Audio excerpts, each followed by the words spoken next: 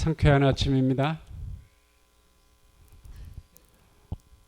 오늘 또 새아침 이 상쾌한 아침에 또 이렇게 건강 세미나를 진행할 수 있게 돼서 참 감사합니다. 오늘은 그 강의 제목을 우울증에서 쉽게 벗어날 수 있는 길이라고 하는 제목으로 제가 강의를 좀 하겠습니다.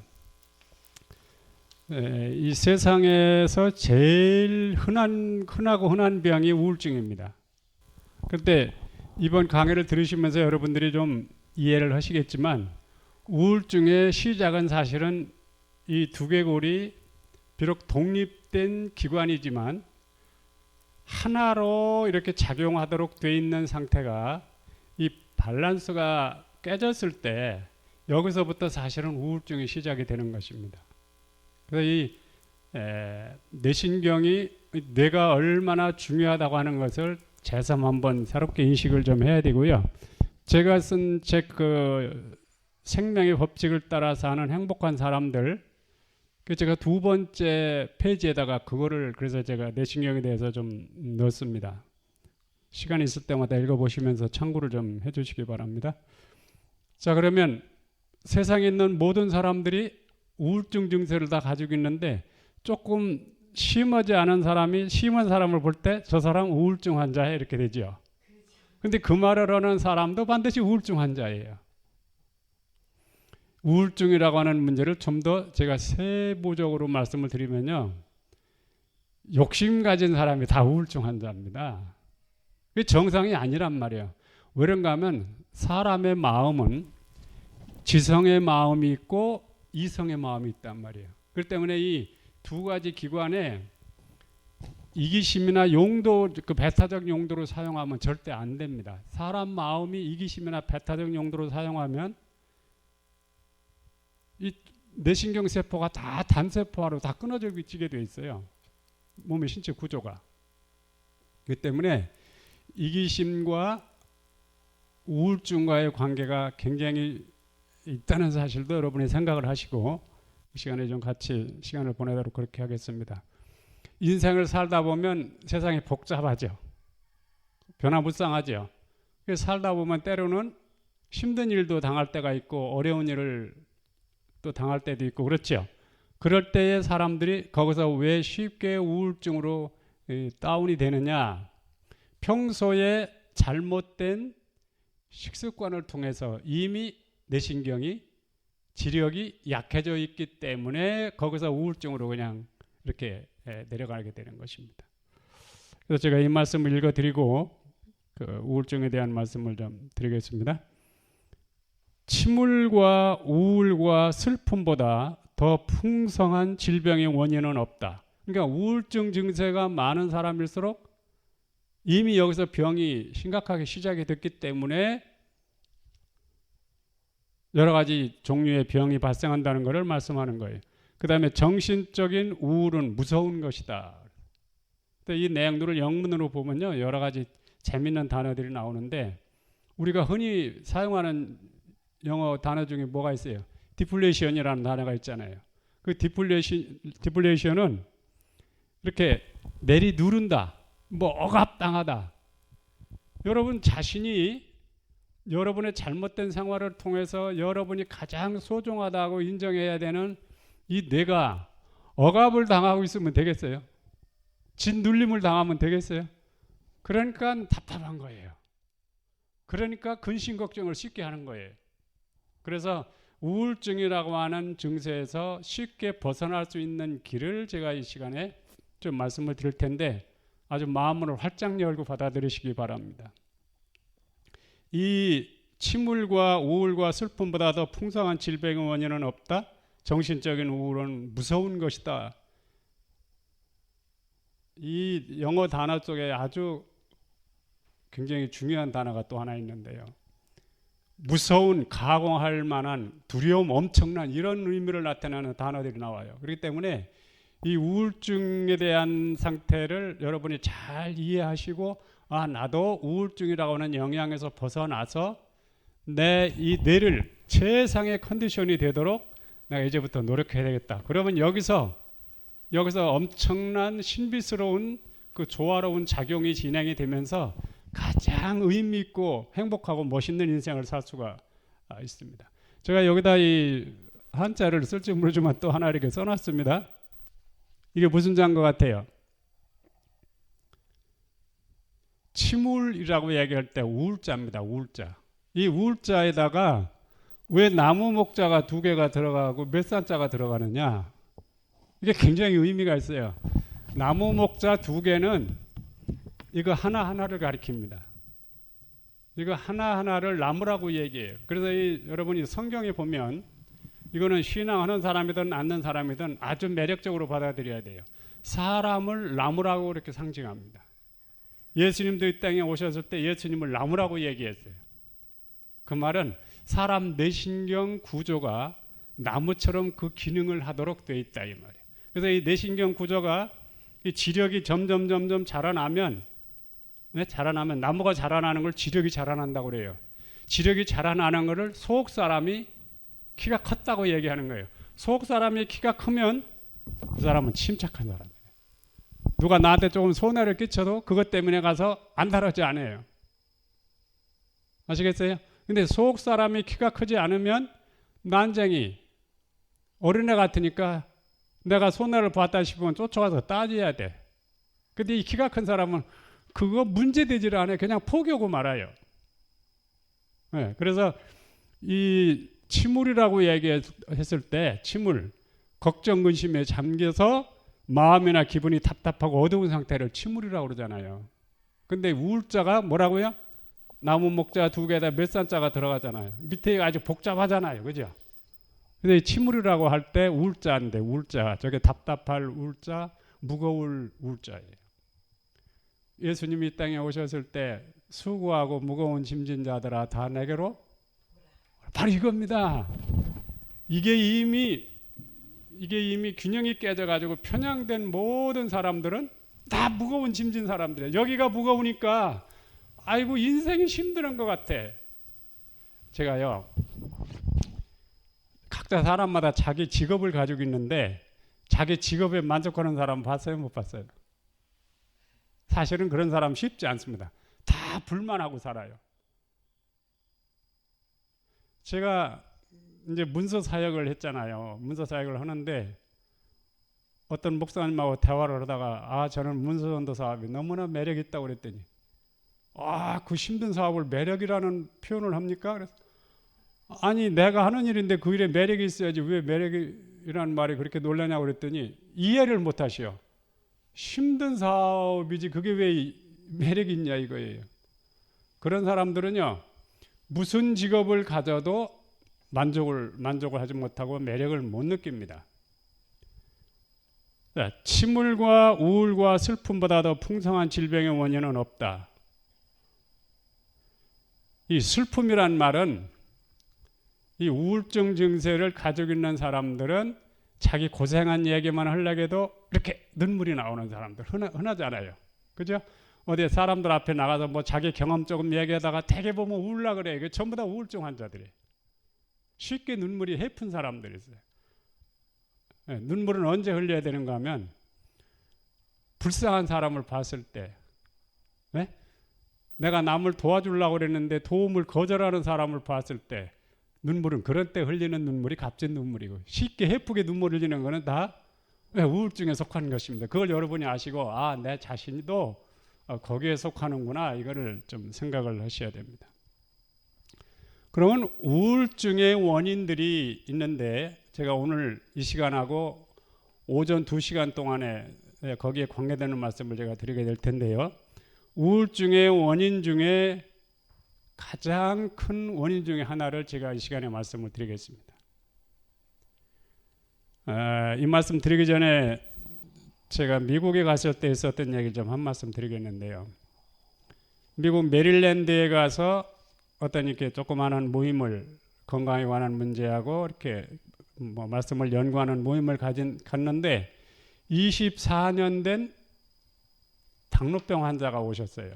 70세 되신 아주머니인데 그분이 오빠가 그 미국 나사에서 평생 근무하다가 은퇴하시고 그분이 참석하면서 그 동생 되시는 이 당뇨병 환자를 모시고 오셨더라고요. 근데 이분이 당뇨병을 24년 고생했으니까 오래됐잖아요. 근데 이제 제가 당뇨병 환자들을 저는 감기만도 못한 병으로 취급한다고 제가 말하잖아요. 가장 쉽게 해결할 수 있는 병이 당뇨병입니다. 그 이제 역할을 해드리니까 제 말대로 그대로 이제 받아들이고 순종을 하게 됐습니다. 근데 3일째 되는 날 이렇게 공부를 하는데 증세가 오는 거예요. 당뇨병 환자들이 어느 식사 시간 끝나고 어느 정도 되면 몸에서 이 에너지가 다 소진이 되면서 금방 막 자기가 어떻게 위험에 처할 것 같은 그런 위험을 느끼는 그런 때가 있습니다. 이때는 뭐를 먹어야 돼요. 그런 증세가 막 이렇게 싹 오는데 지금 말씀하는 시간인데 제가 그렇게 할 수는 없고, 그러니까 이분 생각에 지금 자기 오빠가 여기 계시고 또 제가 여기 있으니까 이분들이 나를 도와줄 거야 생각하고 그걸 참았어요. 근데 제가 딱 보니까 조금 눈치가 이상해서 빨리 이분한테 따뜻한 물 한 컵을 갖다 드리라고 그랬어요. 물 갖다 드리니까 물을 딱 마시고 나더니 그 증세가 싹 가시는 순간 당뇨병이 이제 나섰다 이렇게 되는 거예요. 이분이 그러는 거예요. 나 당뇨병 해결됐다 딱 그러는 거예요. 바로 그겁니다. 그래서 그날 그 경험을 한 이분이 자기 친구를 저한테 데리고 왔어요. 근데 그분 친구분이 오자마자 저하고 대화를 하게 됐는데 그냥 울기부터 하는 거예요. 너무나 뭔가 큰 이분이 마음에 상처를 가지고 있구나 제가 딱 보여요. 울기부터, 처음 만난 사람한테 울기부터 하는 거예요. 그 제가 얘기를 들어보니까 그분 따님이 결혼했는데 얼마 있다가 이혼을 했어요. 이혼하고 이혼했다는 말은 그 얼마나 그 과정에서 상처가 컸겠어요, 그죠?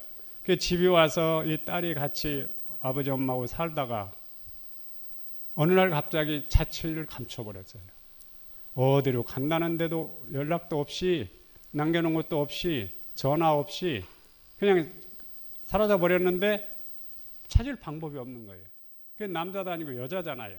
그러니까 부모님들이 얼마나 더 근심에 빠지겠어요. 그 따님이 이혼할 때부터 그 엄마는 우울증이 될 수가 있죠, 그죠?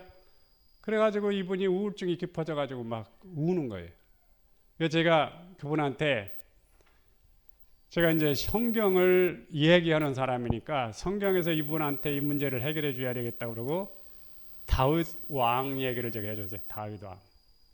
다윗이 여러분이 아시는 대로 그 우리아의 아내와의 관계를 통해서 어른 아이가 하나 탄생했잖아요. 태어났잖아요. 근데 어느 날 하나님이 다윗한테 음성으로 내가 낳은 그 아이를 내가 잠재워야 되겠다. 아이를 죽게 해야 되겠다. 그렇게 다윗한테 얘기를 하니까 다윗이 자기 신하들한테 얘기하고서는 식음을 전폐하고 또 잠자는 것도 전폐하고 물도 안 마시고 오늘날로 말하면 이제 금식기도 들어가는 거예요. 그래가지고 이분이 그냥 금식만 하겠습니까? 막 울며 불며 그냥 뭐 옷도 얼마나 막 남루한 옷을 입고 막 하나님 앞에 매달리는 거예요. 하나님 제가 잘못했습니다. 저를 용서해 주시고 저 때문에 죄 없는 그 어린 아이를 죽지 않게 해달라고. 이 신하들이 보니까 저 임금이 죽을 것 같아. 먹지도 않지, 물도 안 마시지, 잠도 안 자지. 그 초췌한 모습으로 그 초라한 옷을 입고 그냥 어느 날 화려하게 앉아있던 임금이 그냥 가장 천한 모습으로 그렇게. 근데 어느 날 임금이 이렇게 보니까 다윗이 보니까 신하들이 삼삼오오 모여가지고 수근수근 하는 거예요. 야, 너 일로 와봐. 아이 죽었느냐? 그러니까 예, 죽었습니다. 그래? 그러면 빨리 목욕 준비하거라. 그리고 먹을 거 좋은 음식 준비해서 가져오너라. 그리고 새 옷 가져오너라. 세상으로 말하면 아기가 죽기 전에 그렇게 임금이 했다면 죽은 다음에는 더 방방 뛰고 막 울고 불고 막 하나님 앞에 기도하고 이렇게 해야 되는데 그게 오늘날 우리 한국 문화잖아요. 옛날에 우리 한국에는 부모님이 돌아가시면 3년 동안 그 무덤 옆에서 이렇게 뭐 그런 거 있었잖아요. 그죠? 그게 다 뭔가 뭐 그게 우울증으로 가는 길들입니다. 그게. 이미 돌아가신다 하면 그럴 필요가 없거든요.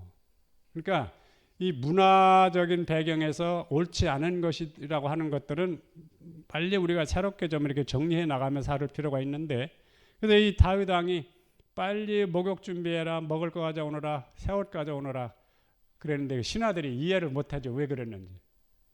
근데 다윗이라는 사람은 이 균형이 깨지지 않은 사람이기 때문에 통찰력을 가진 사람이에요. 그래서 지금 사단이라고 하는 존재가 나를 우울증으로 데리고 가지 못하도록 아기가 죽었다고 하는 순간 하나님 손을 들어주는 거예요. 여러분이 우울증이라고 하는 길목으로 딱 들었으면 그 사람은 절대 올바른 인생을 살 수가 없어요. 올바른 신앙의 길을 걸을 수가 없어요. 우울증 증세 가지고는 절대 안 되는 겁니다. 그래서 우울증이라고 하는 길에서 쉽게 벗어날 수 있는 길을 제가 지금 말씀을 드리는 겁니다. 근데 그 말을 딱 해주니까 이분이 그 말 듣는 순간 그렇구나, 내가 괜히 우울증으로 깊이 들어갈 뻔했구나, 아이고 감사합니다 그러고서는 그 순간 그분이 자기 의지를 will exercise, 의지를 딱 움직여 버렸어요. 그러니까 이제 자기를 어둠의 우울증의 터널로 데리고 들어가려고 하던 세력이 끝나버리고 이 사람이 거기서 이제 탈출을 하게 된 거예요. 그래가지고 이분이 얼굴이 환해지면서 아무 문제가 없었던 사람으로 딱 변해버리잖아요. 바로 그겁니다. 그러면 우울증이 왜 사람들이 그렇게 쉽게 되느냐. 살다가 어려운 문제를 당하면 요셉이라는 사람처럼 어느 날 갑자기 노예로 팔려고 가도 이 사람 우울증 됐어요? 요셉? 안 됐잖아요.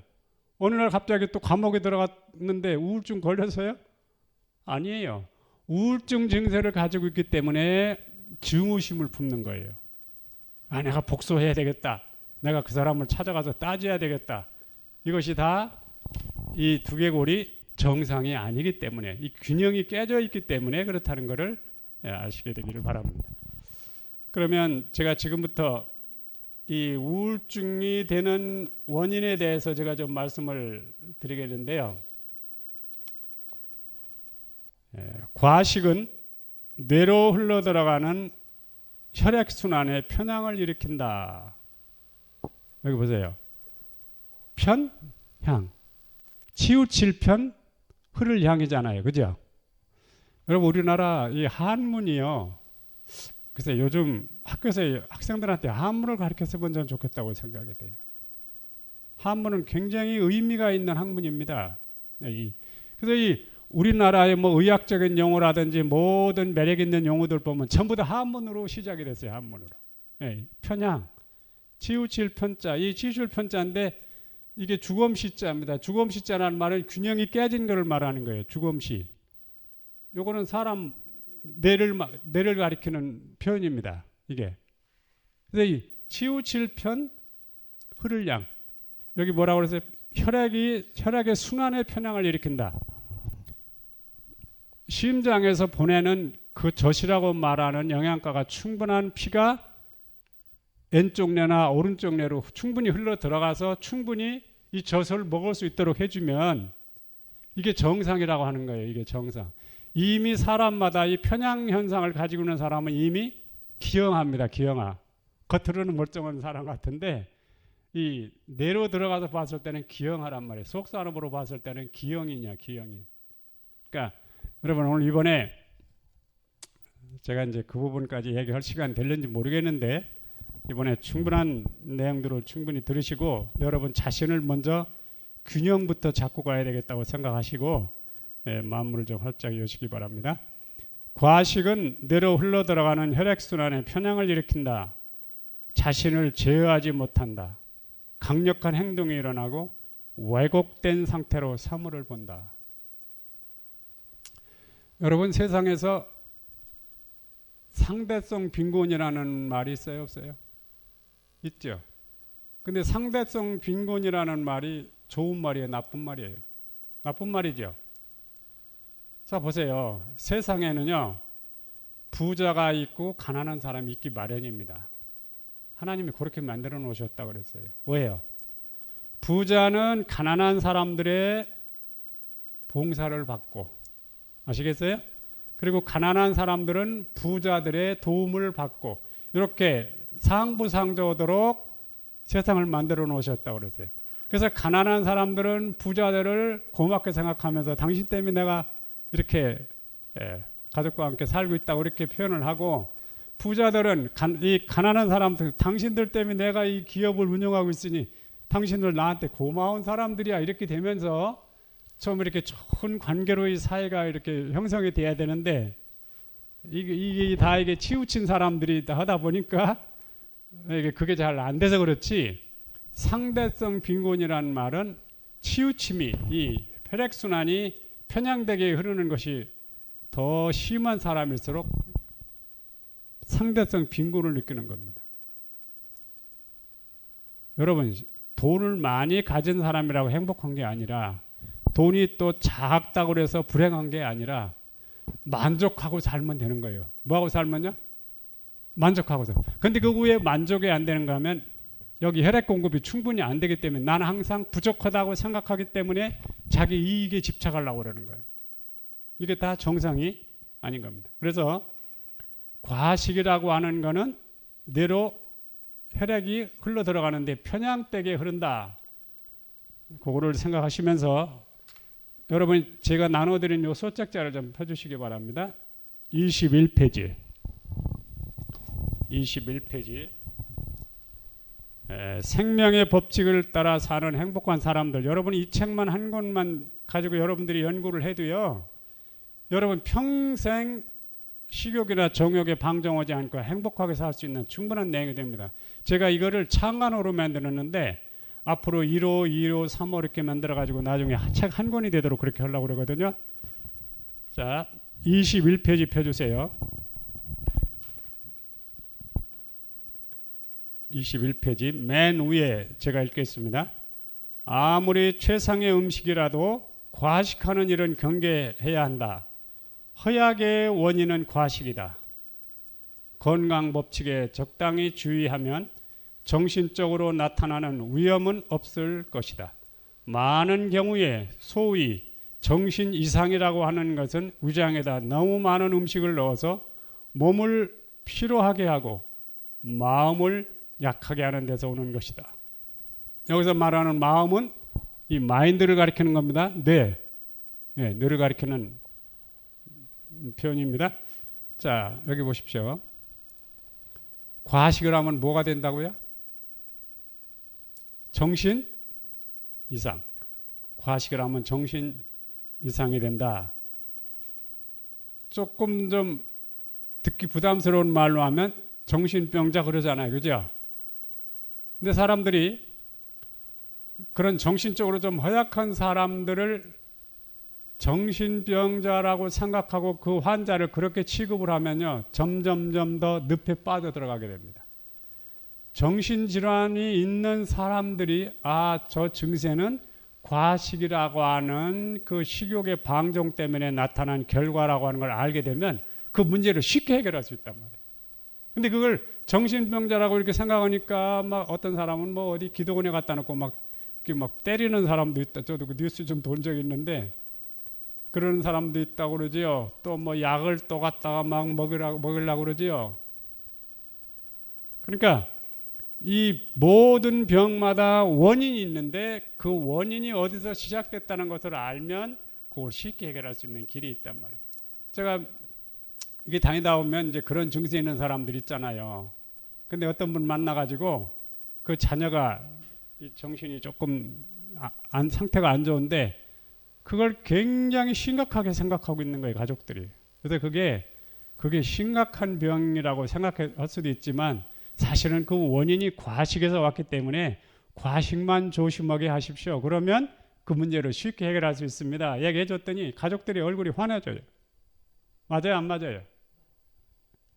자, 과식은 정신 이상이라고 하는 현상을 가져오게 된다. 그 다음에 그대는 식사에 부절제한다. 그대는 자주 신체가 요구하는 음식의 양보다 2배나 우장이 넣는다.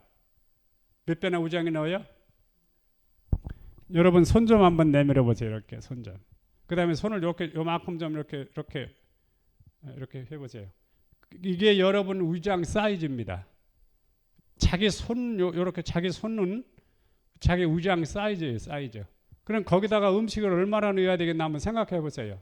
과식하면 되겠어요? 안 되겠어요? 안 되죠. 그러니까 여기다 국왕그릇 넣어야죠. 또 과일 하나 넣어야죠. 또 김치도 먹고 뭐 밥도 먹고 반찬도 또 여러 가지 먹여야죠. 그러니까 이 우위가 부담이 되죠. 그러니까 어떻게 돼? 우위가 팽창돼야 돼. 늘어나야 돼. 그래가지고 우위를 풍선처럼 팽창시켜 놔가지고 이렇게 늘어난 우장에다 음식을 다 집어넣으려니까 많이 먹어야 돼. 많이. 여러분 제가 참 흉악한 모습을 한번 본 적이 있는데 미국에 가서 어떤 집에서 이렇게 잠을 자는데 손님들이 많이 와가지고 제 딸을 데리고 갔을 때예요. 제 딸하고 저는 거실에서 자고 그 다음에 방에서는 여자분들이라 방으로 다 들어가게 하고 이제 딸하고 저는 거실에서 자고 있는데 밤에 자는데 희한한 소리가 자꾸 들려요. 아 이게 무슨 소리가 이런 너무 듣기가 안 좋은 소리가 들려요. 그래서 가서 일어나서 이렇게 여자분들 한 5명 자는 방 가서 이렇게 보니까 한 분이 입을 벌리고 입에서 뭐 음식은 나오지 않는데 뭐를 막 불쾌한 했던 어떤 가스를 막 내뿜는데 정신이 없더라고요. 그래서 가만히 봤더니 그날 저녁 먹을 때 이 큰 냄비 같은 데다가요 밥을 한 2그릇 푹 쏟더니 거기다 반찬을 막 골고루 다 갖다 넣고서 막 비벼요. 아 저거 비벼가지고 여기 한 5사람이 나눠 먹으려고 그러는가 보다. 그래도 뭐 적은 양이 아니에요. 5사람이 먹어도. 아 그러더니 이만한 막 통을 갖다 놓고 앉아서 수저로 푹푹 떠가지고 이 아주머니가 그거를 다 먹어버려. 제가 그냥 깜짝 놀랐어요. 아 그러더니 그날 밤에 잠을 자는데 입에서 뭐를 막 뿜어내는데 와 나 그런 추한 모습 정말 평생 처음 봤어요.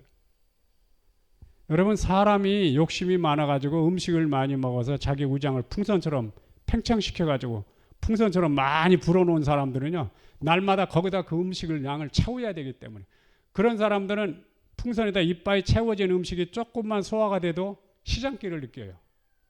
또 더 먹으려고 그래 있으면. 그러니 사람이 얼마나 비참해지겠습니까? 자 여러분 오늘 이 우울증의 원인 중에 하나를 제가 말씀드립니다. 뭐라고요? 우울증의 원인 중에 하나가 뭐라고요?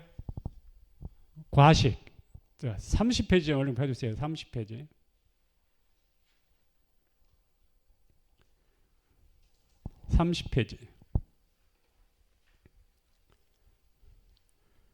맨 위에 보면 폭식과 과식은 이 시대의 편만한 죄다 그랬어요.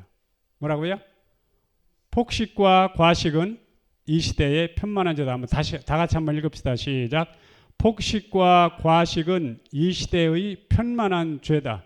자 여기 보세요. 편만하다는 말이 뭔 말이에요? 네? 그냥 거의 전부 다라 이 말이죠. 그냥 편만하다, 그냥 깔렸다 이 말이에요. 여기 오신 분들은 과식에서 자유하다고 생각하실 만한 분이 안 계실 겁니다. 근데 여러분 거울을 보시면 제가 이 얘기를 하면서 많은 사람들이 악용할까 봐 제가 말씀 안 드리겠습니다. 거울을 보시면 여러분이 과식을 얼마나 했는지를 딱 보이게 돼 있어요. 제가 오늘 이걸 좀 제가 억제하겠습니다. 이거 얘기하면 사람들이 이걸 또 악용하기 때문에 이 과식이라고 하는 것이 결국은 왜 얼굴로 나타나는가 하면 이 뇌신경이 허약해지는 것만큼 얼굴이 나타나게 되어 있어요. 이거는 관상적으로 하는 말이 아닙니다. 그 사람 얼굴은 그 사람 뇌신경의 상태를 얼굴로 이렇게 보여주는 겁니다. 그래서 이 뇌신경이 험악한 사람은 인상도 별로 안 좋아요. 인상이 좀 이렇게 유하고 좀 부드럽고 좀 이렇게 친근감 있고 이런 표정이 돼야 되는데 뇌신경이 많이 스트레스를 받은 자기가 스트레스를 준 사람들은 인상이 별로 안 좋습니다. 근데 폭식과 과식은 이 시대의 편만한 죄다. 이거는 하나님 말씀입니다. 저희가 보는 영감적인 책에서 제가 다 기록한 내용들인데 하루는 저희 집에 어떤 손님이 오시더니 이래요. 그러니까 음식을 먹는데 저는 불고기 5인분을 먹습니다. 이래요. 그거를 자랑으로 얘기를 하는 거예요. 저는 불고기 글쎄요 1인분 양이 얼마인지 저는 모릅니다. 근데 5인분이라고 하면 많습니까? 많아요? 불고기 5인분 먹는다는 말을 몇 번 하시는 거예요? 자랑하는 거예요. 그거를 자랑하는 배가 이만큼 불룩하게 나와가지고 그걸 자랑하는 거예요. 근데 그분을 이렇게 보니까 너무나 그 창난 증세가 있더라고. 창난 증세. 정서가 불안합니다. 그런 사람을 보면. 제가 미국에 가서 그 숙소에 제가 들어갔는데 그 옆방에 어떤 여자분이 저보다 늦게 이렇게 손님으로 들어왔어요. 근데 이분이 걸음걸이가 정서가 불안해. 막 뭐 어떻게 그냥 복도를 걷는데 그냥 소리를 막 착착착 내면서 걸음을 걸어. 아주 걸음걸이가 안 좋더라고요. 그러더니 화장실 갈 때마다 자기 소유품을 갖고 들어가. 정신으로 이상하죠, 그죠? 화장실 갈 때마다 소지품을 막 그것도 적은 것 같더니 많이 끌어안고서 화장실 갔다가 소변 보고 또 갖고 나오고. 그러더니 어느 날은 막 욕을 하기 시작하는데 거기 남자들 손님이 몇 분 있는데 쌍쇼자를 넣어가지고 막 욕을 하는데 나한테 꼭 얘기하는 것 같아. 욕하는 것 같아. 근데 이분이 화장실 갔다 오면요, 화장실이 난장판이야. 와, 어쩌면 화장실을 이렇게 사용할까? 그게 뭔가 하면 창난증 때문에 그래. 창난증. 창난증. 이 정서가 불안해가지고요, 모든 생활이 그렇게 됩니다. 그래서 과식이라고 하는 것이 얼마나 끔찍한 것인지를 여러분이 좀 이번에 아주 완전히 뿌리를 뽑고 가야 되겠다고 이렇게 마음에 각오를 하시고요. 저는 이 문제를 이 범국가적인 운동으로 좀 일으켰으면 좋겠어요. 우리나라가요, 과식하지 맙시다 하고 이 운동을 일으킨다면 새마을 운동처럼 병원의 복지 예산, 이 의료비에 대한 복지 예산 아마 저는 5-60% 줄일 수 있다고 생각합니다. 과식 하나만 우리가 삼가하자고 이렇게 캠페인을 벌리면 얼마나 많은 사람들이 고통에서 벗어날 수 있다는 사실. 이 병원에 가서 몸은 고통스러워서 진찰하러 가면은 병명이 안 나올 때가 많습니다. 그게 다 과식의 원인이에요. 어제 제가 말씀드렸죠? 대상포진도 뭐라고요? 과식의 원인이 크다는 걸 제가 말씀드렸습니다. 또 이 갑상선 같은 거, 이거 다 과식의 원인이 있습니다. 심지어는 여성들 유방암, 자궁암, 작은 근종 같은 거 전부 다 이 과식하고 연관이 있습니다. 제가 이제 앞으로 더 구체적으로 이 식욕의 방종에 대해서 이제 이 책을 가지고 제가 말씀드릴 텐데, 여러분 이 책 안에 이게 다 들어있어요. 제가 미국 가서 이 책을 어떤 분한테, 닥터 되신 분한테 보여드렸더니 내가 이 책 좀 번역을 하고 싶다고. 그래서 제가 그분한테 번역하라고 말씀드렸더니 자기가 이걸 번역해가지고 여기 이제 조금 고급 용어들이 들어가 있기 때문에 보시더니 이 고급 용어가 많이 들어갔다고 자기가 번역해가지고 그 영어권에 가까운 자기 딸한테 검증을 받아야 된대요. 그래가지고 지금 번역을 하고 계신데 언제 나올지는 모르겠습니다. 그래서 이걸 좀 나오면 좀 영문으로 번역해가지고도 좀 많이 미국에 좀 나눠주려고 합니다. 여러분, 이 과식이라고 하는 것 때문에 얼마나 세상이 비참해지는지를 개인적으로, 가정적으로, 사회적으로, 국가적으로 이걸 깨달아야 돼요. 제가 언제 말씀드렸죠. 그 뉴욕에 있는 유태인 변호사님이 자녀가 자폐증 환자가 있는데 어떻게 저를 미국으로 초청한 변호사님, 한국 변호사님 얘기해가지고 저를 만나고 싶다고 그래요. 근데 만나고 싶은데 이 사람을 만나면 도움이 될 수 있는지 없는지를 전화로 이렇게 확인을 하더라고요. 전화해가지고 몇 마디 질문해서 제가 이야기를 탁탁 해주니까 좀 만나자고. 그래가지고 이제 가서 만났어요. 만나는데 이 자폐증 자녀하고 그 변호사님하고 그 사모님하고 같이 나오셨더라고. 근데 우리가 저녁을 같이 이제 이렇게 먹는데 이 아버지가 유태인인데 체격이 아마 거의 100kg쯤 되는 것 같아요. 키도 막 그냥 크고 몸집이 얼마나 좋으신지. 근데 저녁을 먹는데 이제 하나, 둘, 셋, 넷, 5사람 식사가 나왔습니다. 근데 거기 생선 하나씩을 다 구워서 나오는데 저는 이제 생선을 안 먹으니까 남고, 또 다른 사람 것도 생선 안 먹으니까 이제 그냥 있었거든요. 근데 이 변호사님이 자기 거를 그 생선을 손으로 집더니 그냥 한 입에 다 들어가 버려. 그러더니 옆에 있는 자기 저 와이프 안 먹는 생선을 갖다가 또 한 입에 들어가 버려요. 그러더니 그 자폐증 환자 아이 생선까지 갖다가 다 먹어버리더라고, 자기 거하고. 그리고 이제 그 한국 변호사님하고 제 거가 변호사님 먹고 제 것도 이제 안 먹고 남아 있잖아요. 그래서 이걸 먹으라고 주면 신뢰가 될까 안 될까 그러다가 혹시 이거 너 먹겠느냐고 탔더니 딱 갖다가 한 입에 다 넣어버려요.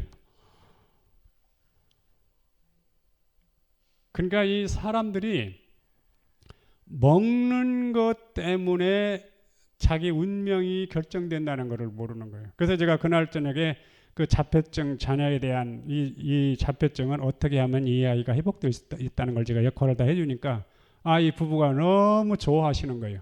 그러면서 당신들이 이 아이를 고쳐주려고 이렇게 노력을 하는 건 참 아름다운 일인데 이 아이 때문에 당신 부부가 더 복을 받게 됐다고 제가 얘기를 했더니 너무나 좋아하시는 거예요. 그러더니 이 아이를 옆에다 놓고서 아버지는 이쪽 볼에다 뽀뽀하고 어머니는 이 아이 이쪽 볼에다 뽀뽀하고서 둘이 입술로 아이를 얼굴을 꽉 밀으니까 이 아이가 행복해가지고 어쩔 줄을 모르는 거예요.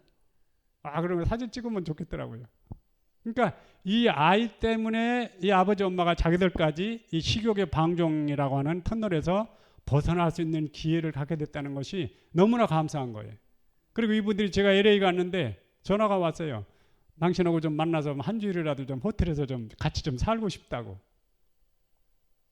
여러분, 이 과식이라고 하는 문제 하나만 해결해 주면서 지나가도 얼마나 많은 사람들을 고통에서 건져낼 수 있는지를 아시고 먼저 우리 자신부터 과식에서 자유하시기 바랍니다. 그 다음에 가족들을 그렇게 챙기십시오. 그리고 주위 사람들한테 과식을 하지 않으면 얼마나 컨디션이 좋고 건강이 좋은지를 사람들한테 보여주시게 되시길 바랍니다. 그 다음에 제가 이제 읽어드리는 말씀이 많은데 아까 여기 편향, 편협, 편벽이라고 얘기했잖아요. 그러면 이 편벽이라는 말은 이게 치우칠 편자에다가 이거는 천할벽자입니다. 천할벽자. 이 천할벽자에 대한 내용은 제가 이제 아침 식사 후에 오전 시간에 이 식욕의 방종에 대한 말씀을 드리면서 이 문제를 제가 연결해서 그때 충분히 설명을 드리겠습니다. 천할벽자. 이 천할벽자 안에 이 개걸스럽게 먹는다는 말이 들어가 있어요. 개걸스럽게 먹는다. 천하게 음식을 먹는 사람들이 돼서는 안 된다. 그런 의미를 가지고 있는데요. 그 다음에 이 편협. 여기다 사람인자 2개 썼죠? 사람인자 2개는 이거를 가리키는 겁니다. 그래서 이 두개골에 대한 이 비중을 굉장히 크게 두시기 바랍니다. 그래서 결국은 여기 뇌를 뭐라 그래요? 캐피탈 시티. 몸 전체를 통제하고 다스리는 수도란 말이에요. 한국의 수도는 어디라고 그랬죠? 서울 그러죠. 사람이 무조건 서울. 미국의 수도는 어디야 그러면은 워싱턴 DC 그러잖아요. 천만에요. 수도 그러면 청와대를 말하는 거예요. 청와대. 청와대라고 하는 그 범위는 비록 작지만 청와대라고 하는 그 안에서 우리나라 전체를 다 컨트롤하고 전체를 다 지배하고 통치한다는 사실을 아시기 바랍니다. 그렇기 때문에 이 뇌에서 우리 몸 전체를 통제하는 아주 신비스러운 기계라고 하는 사실을 생각하시고 여러분의 뇌를 아주 소중하게 관리하십시오. 그럼 뇌를 소중하게 관리하려면 첫째는 뭘 하지 말라고요? 과식을 하지 말라. 그러면 거기서부터 여러분은 가장 세련되고 품위 있는 인생을 즐길 수 있는 그런 길이 되는 것입니다. 여기 이런 말씀이 있습니다. 균형이 잘 잡힌 마인드가 필요하다. 뭐가 잘 잡힌? 균형. 이게 독립성을 가지고 있는데 하나의 인격체가 부여됐다고 제가 말씀드렸죠. 하나의 인격체가 부여되어 있어요. 2개가. 근데 독립성을 가지고 있는데 이것이 이 안에 이렇게 딱 연결되어 있다고요. 독립성을 가지고 있는 한 기관이지만 이거는 조화를 이루는 일치한 작용이 나타나도록 해달라고 하는 것이 사람을 만드신 하나님의 요구예요. 이게 깨져버리면 여기서부터 여러분은 어떠한 훌륭한 사람이 된다 하더라도 여기가 이미 깨졌기 때문에 이 대칭 균형을 이루지 않기 때문에 대칭이 깨져버렸기 때문에 불완전한 인간이 되는 거예요.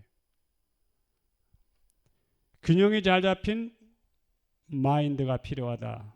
모든 사람들은 침착해야 하고 감정을 통제하고 편벽된 상태가 되지 말아야 한다. 제가 한 번은 왜 여러분 기억나실 거예요. 오래전에 우리나라 부군수 제도가 있었죠. 부군수. 군수님 밑에 부군수 제도가 있었어요. 그래서 어떤 부군수님을 만나러 가서 제가 이렇게 대화를 하는데 이제 저하고 대화를 하면 모든 사람들이 마음을 활짝 열고 자기 속에 있는 얘기를 다 내놓는 얘기가 많습니다. 근데 이 부군수님이 저한테 뭐라 그러는가 하면 자기 그 의사인 아들이 있는데 아들 얘기를 해요. 제가 이제 만나면 이 가치관 얘기를 좀 많이 하다 보니까 이분이 그 얘기를 저한테 이제 하시게 됐습니다. 자기 아들이 의과대학을 나와서 이제 레지던트, 이제 의사로 이렇게 사회 나가서 이제 봉사하기 전에 레지던트 교육을 받잖아요. 그 레지던트를 마치고 난 아들을 아버지가 불렀어요. 야야, 나하고 좀 얘기 좀 하자. 그러니까 그 아드님이 아버님 왜요? 일로 들어오너라. 그 아드님이 이제 앉았잖아요. 이 애비가 너한테 하나 좀 물어볼 게 있다. 아버지 말씀하세요. 네가 의사가 된 것이 동기랄까 목적이랄까 이 애비한테 한마디만 해보거라 그랬어요. 아버지가. 심착하죠. 그 한마디만 들어도 그 아버지 심착하게 보이죠. 네가 의사가 된 것이 동기랄까 목적이랄까 아버지한테 한마디만 해보거라 그랬더니 이 아들이 생각 없이 아버지 돈 좀 많이 벌려고 의사 된 거 아니요? 이래 버렸어요. 아들이. 아버지 돈 좀 많이 더 벌려고 의사 된 거 아니요? 이래 버렸어요. 그러니까 이 가치관을 잃어버린 의사야. 그러니까 아버지가 실망을 해가지고 그래? 그러면 내가 너한테 한마디를 해야 되겠는데 내가 지금부터 너한테 하는 말은 이 애비 눈에 흙이 들어가도 너는 이 말을 죽을 때까지 꼭 지켜야 된다. 그래서는 무슨 말을 했는가 하면 너는 절대 평생 개인병원을 차리지 말아라. 아버지 왜요? 너희 녀석아 의사는 인술인데 아니 고통당하는 병으로 고통당하는 환자들을 도와주다 보면 돈이라고 하는 것은 자동적으로 따라오는 것이지 너는 동기와 목적이 잘못됐기 때문에 네가 개인병원 차리면 직원들 월급 줘야지 병원 운영해야지 너는 환자들을 돈으로 벌 거 아니야. 너는 절대 개인병원 하지 말고 월급쟁이 의사만 하거라. 나 그분 아주 제가 그분 이름은 제가 말씀드리지 않겠습니다. 그래서 제가 그분 아드님 의사를 제가 일부러 찾아가서 만났어요. 일부러 제가 좀 개짜거든요. 가가지고 아버님하고 그런 대화를 나눈 적 있냐 했더니 그렇대요. 그러면 정말 평생 개인병원 오픈 안 할 겁니까 했더니 하면 안 되지요. 그렇게 침착한 아버지가 교육을 시키니까 되죠. 그죠? 그걸 보고 뭐라 그러면 가치관이라고 그러는 겁니다. 가치관. 이 가치관이 깨어지는 게 뭔가 하면 이게 깨졌기 때문에 대칭 균형이 깨졌기 때문에 가치관이 깨지는 것입니다. 여러분 저도 이 교육자 생활을 하지만 저도 제가 교육자 이 생활을 하면서 제가 그냥 대우가 괜찮고 뭐 이렇게 보장이 돼 있고 뭐 은퇴 후에도 뭐 이런 거 제가 생각하면서 교육자 생활을 했다면 저도 가짜예요. 가짜예요.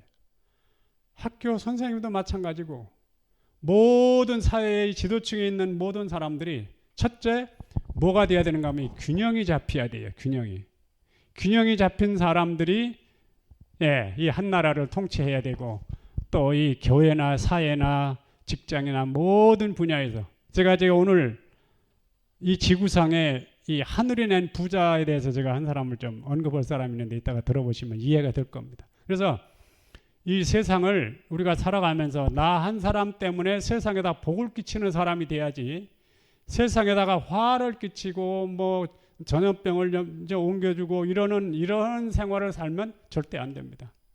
내가 세상에다 복을 끼치는 사람이 되지 않으면 반드시 세상을 멸망하는데 일조하는 사람이 된다는 것을 여러분 명심하셔야 됩니다. 그래서 과식을 하는 것이 나 한 사람의 고통으로 끝나는 게 아니라 고통이 어디로 연결돼요? 가족으로 가잖아요. 심지어는 친척들한테까지 고통이 되고 나중에는 사회까지 부담이 되고 정부, 국가까지 부담이 되는 것입니다.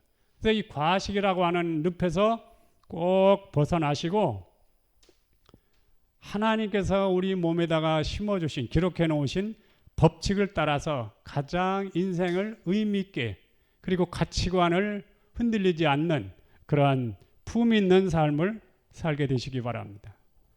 오늘 아침에 시간이 좀 많이 간 것 같아서 제가 말씀을 좀 정리하겠습니다. 자, 이 세상에는 어떤 사람들이 많다고요?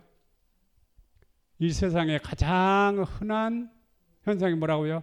과식과 폭식하는 사람들. 과식과 폭식하는 사람들이 많다는 말은 그만큼 병이 원인이 된다는 것을 그거를 여러분이 이해를 좀 하셔야 될 것입니다. 요거 하나만 읽어드리고 마쳐야 되겠네요. 제가 보여드린 생명의 법칙을 따라 사는 행복한 사람들, 여기 30페이지 다시 한번 펴주시기 바랍니다.